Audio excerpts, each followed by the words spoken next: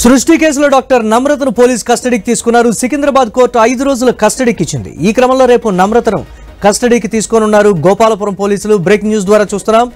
మరోవైపు సృష్టి ఫెర్టిలిటీ కేసులో దర్యాప్తు కొనసాగుతోంది. పరారీలో ఉన్న సంజీవ్, నందిని కోసం పోలీసులు గాలింపు చర్యలు చేపట్టారు.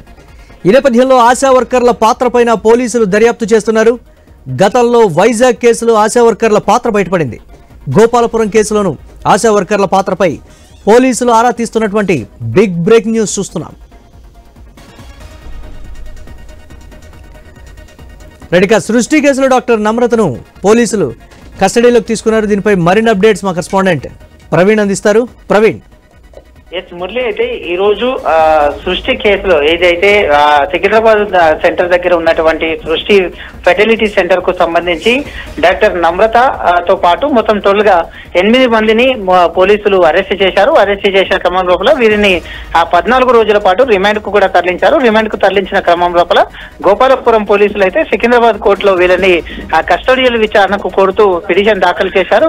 పిటిషన్ దాఖలు చేసిన నేపథ్యంలో మొత్తం టోటల్ గా వీళ్ళని 5 రోజుల పాటు కస్టడీ విచారణకు ఇచ్చింది. రేపటి నుండి డాక్టర్ నమ్రతను అయితే గోపాలపురం పోలీసులు కస్టడీ విచారణకు తీసుకొనున్నారు. కస్టడీ విచారణలో భాగంగా మొత్తం టోల్గా అయితే దీంట్లో మొత్తం టోటల్ గా బీద వాళ్ళని టార్గెట్ చేస్తూ ఆశా వర్కర్లు ఎవరైతే ఉంటారో ఆశా వర్కర్లు, అంగన్వాడీ కేంద్రాలకు సంబంధించిన వారి పాత్ర కూడా ఉందంటూ కూడా ఆ పోలీసుల విచారణ తేలిన నేపథ్యంలో రేపటి నుండి 5 రోజుల పాటు కస్టడియల్ విచారణ తీసుకుంటారు. ఉదయం 9:30 గంటలకు కస్టడీ విచారణ తీసుకుంటారు. సాయంత్రం 5 గంటల వరకు రోజు ఆమెని కస్టడియల్ విచారణ చేస్తారు. విచారణలో భాగంగా మొత్తం టోల్గా ఈ దందకు సంబంధించిన మొత్తం సృష్టి వ్యవహారంలో సంబంధించి అక్కడ విజయవాడ కేంద్రము అండ్ వైజాగ్ కేంద్రంగా మొత్తం టోల్గా చూసుకుంటే ఈ యొక్క శాంపుల్ సేకరించి అహ్మదాబాద్ కు తరలిస్తున్న క్రమం లోపల ఇప్పటి వరకు ఎంతమంది బాధితులు ఉన్నారు, ఎంతమంది దగ్గర ఒక్కొక్కరి దగ్గర 30 నుండి 40 లక్షలు వసూలు చేసిన నేపథ్యంలో మొత్తం టోల్గా ఎంతమంది బాధితులు ఉన్నారు, ఎంతమంది బాధితుల దగ్గర ఈ యొక్క అమౌంట్ ను కలెక్ట్ చేశారు,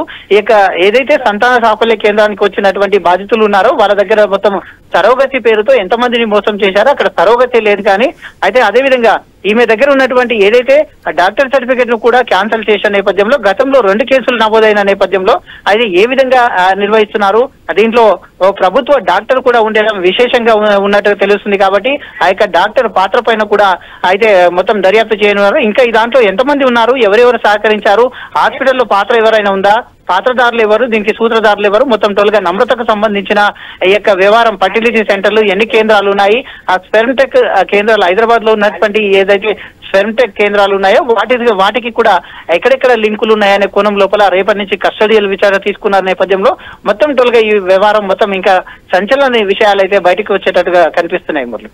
right, thanks for updates Praveen.